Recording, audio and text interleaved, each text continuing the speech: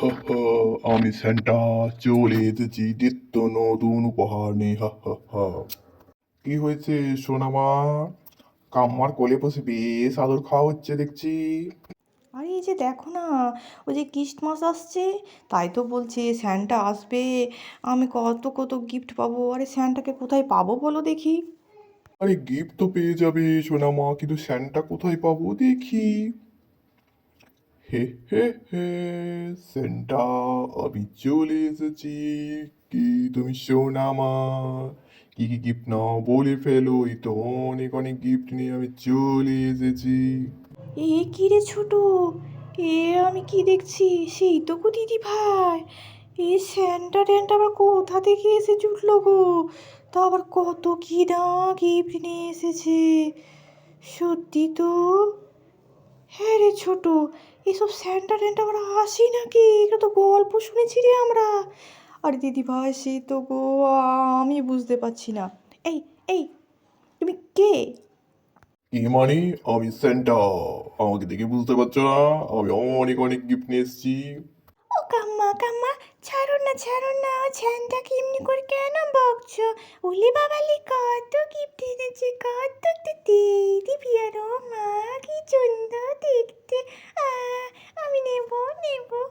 আরে সোনা মা, নেবে কিন্তু এই লোকটি কে? আরে ধুর ম্যাডাম, আমি বলছি আমি স্যান্টা। এই যে, এ তো স্যান্টা ম্যান্টা বুঝি না, পরিষ্কার করে বলো দেখি, তুমি কে? হ্যাঁ, কে তুমি, কে?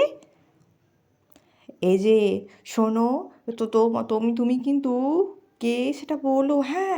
এরকমভাবে স্যান্টা সেজে যে কেউ চলে আসে, হায় ভগবান! তো বন্ধুরা, দেখুন এখানে স্যান্টা সেজে কে এসেছে? তো সঞ্জয়। সবাই দেখে তো বেশ অবাক, কিন্তু স্যান্টা সেজে এসে পরে সঞ্জয় কিন্তু সোনামাকে অনেক আনন্দ দিয়েছে। তো দেখুন বন্ধুরা, কি সুন্দর সুন্দর গিফট দিয়েছে। ও মা, সঞ্জয় আমি তো বুঝতেই পারিনি। কিরে ছোট, হ্যাঁ গো দিদি ভাই, কি বলবো, তুমি যে এসে শোনো আমাকে এত সুন্দর সারপ্রাইজ দেবে, আমরা কিন্তু ভাবতেও পারিনি। এই যে স্যান্টার পুরো গোপ কিন্তু খুলে গেছে। ছোট, সত্যি দিদি ভাই দৃশ্যটা কিন্তু দেখতে বেশ দারুণ। আরে যাই হোক, তবু তো সোনা আমার আনন্দ পেল না। স্যান্টা সম্পর্কে তারও তো একটা ধারণা হলো না। খুশি করাটাই হলো মেন কাজ।